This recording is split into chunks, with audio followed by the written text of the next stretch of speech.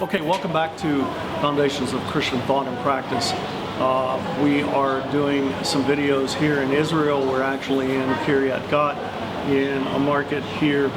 We're on our annual dig at Tel Azekah.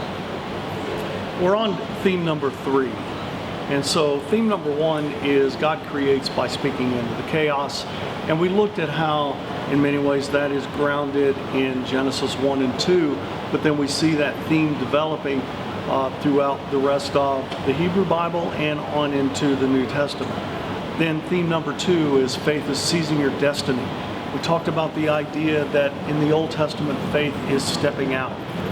If you will, I want to go back to this in the first theme. It is, as human beings, we step into the chaos ourselves.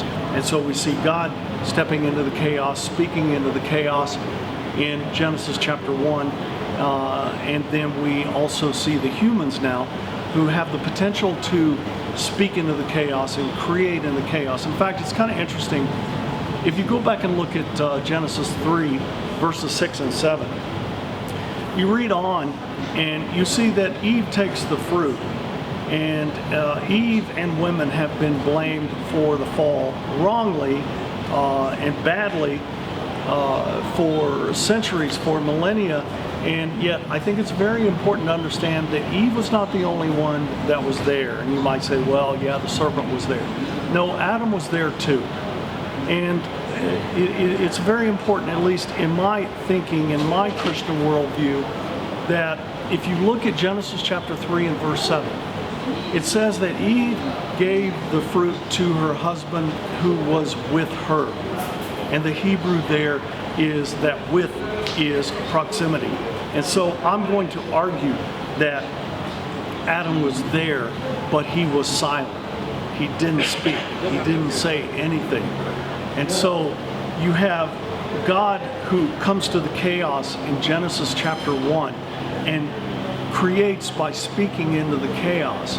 But Adam in Genesis chapter 3, when the chaos comes, when the serpent comes, and again, if you know anything about the ancient Near East, the serpent was an important metaphor for chaos. And you see this in particular in Egyptian renderings and etchings and paintings.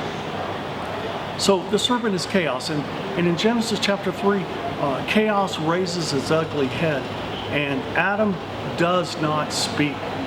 And so we have here this idea that chaos will always be with us. And again, this is very important. I talked about this a little bit. Most people think, especially in American Christianity, most people think that God is there to take our chaos away, to take our questions away. And I want to argue that that is not Christianity, that is not Judaism. Elie Wiesel, a very famous Jew, still alive to this day, says to be Jewish is to argue with God, to have discussions with God, to basically go have a give and take, to go back and forth. And you see this throughout the Hebrew Bible. And so essentially, to be human is to come to the chaos. It'll never disappear, but to learn to speak beautifully, redemptively into the chaos, to do as God did in Genesis chapter 1, to bring beauty, order, and relationship. Okay, theme 3. Theme 3 is a little more complex than I think some of the other themes, just in the way that we've listed it. But theme 3 is God is one and incomprehensible. Let me say that again. God is one and incomprehensible. And to locate this theme, we're going to go to Exodus chapters 3 and 4. Exodus 3 and 4. And so now we've had 50 years of history in the book of Genesis. Chapters 1 through 11 are what we call primeval history, and then chapters 12 to 50 is what we call patriarchal history, although that leaves out very important women like Hagar and Sarah and Rachel and Rebecca. And so we have patriarchal and matriarchal history from Genesis 12 to 50. When we end Genesis 50, you probably remember the famous story of Joseph. And Joseph was sold by his brothers. He's one of 12 brothers. He is sold by his brothers into Egypt, and he dies in Egypt. But before he dies, he tells his brothers, make sure that you take my bones back to the promised land. One day God will remember you, and I want you to take my bones back to the promised land. It's kind of interesting that, at least within the history as the Bible presents it, the gap between Genesis 50 and Exodus chapter 1 is 400 years. Absolutely unbelievable.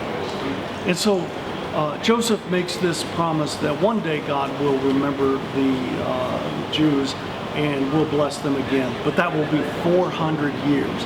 And when God does show up again in the book of Exodus, there are a multitude of Jews, according to the biblical account, about 1.8 million to 2.4 million there in Egypt. And so you've got all of these Jews, all of these Israelites, but they have no identity. And so a very important theme for the book of Exodus is identity. In fact, if you read Exodus, you'll notice that identity is important and deliverance is important. Moses will deliver them out of Egypt with God's help, and that will then take them down to Mount Sinai, and there they will receive the law, and that becomes their identity. This is very important. To the Jew, the law is something that is their identity. And it is what sets them apart. It is basically what tells the world we are worshipers of Yahweh, that we follow Yahweh. And so as we move into the book of Exodus, we've got literally millions of Israelites, but they have no identity. Eventually, Moses will lead them out of Egypt and to the promised land, almost to the promised land. And in doing so, he will also stop along Mount Sinai, receive the 10 commandments, more commandments than that. But this is where their identity will be located. But before Moses can do that, remember he grew up in Egypt. And around the age of 40, he got angry with an Egyptian. He killed that Egyptian, tried to cover it up, didn't work. And so he has to go in exile. And he actually goes down to Midian, down to the southeast. And he will remain in exile for the next 40 years as a shepherd. He'll get married and have children. When Moses is 80 years old, he's up around Mount Horeb or Mount Sinai. And he sees a strange sight, one of the most important sights here in the West, in Judeo-Christianity. He will see a bush that is burning, but it is not consumed. And he wants to get close to that bush, and out of natural curiosity, and as he gets closer, there's a voice that comes out of that bush and basically says to Moses, don't come any closer. And in fact, you're now standing on holy ground. Take off your sandals and don't come any closer. What I want to emphasize here is this is the beginning of monotheism. This is the beginning of a God who is not multiple. And so in Judaism and in Christianity, you don't have multiple gods. You don't have gods and goddesses who are there to guarantee your life and basically to help you manipulate life, if you will. You don't have gods and goddesses that are there to manage the chaos. And so Moses can only go so far. And if he goes any farther, we know from other scripture passages, he'll actually die. And so as special as he is, as if you will, as holy as he is, he cannot come into the presence of God. And this is not only the beginning of monotheism, but it's a central idea to monotheism, that God is wholly other. God is incomprehensible. You can never get your hands on God. You can never wrap your mind around God. Can you know God? Yes. But can you know God? Not really. But you can know God yeah, but not really. And so that's why I'm using the term incomprehensible.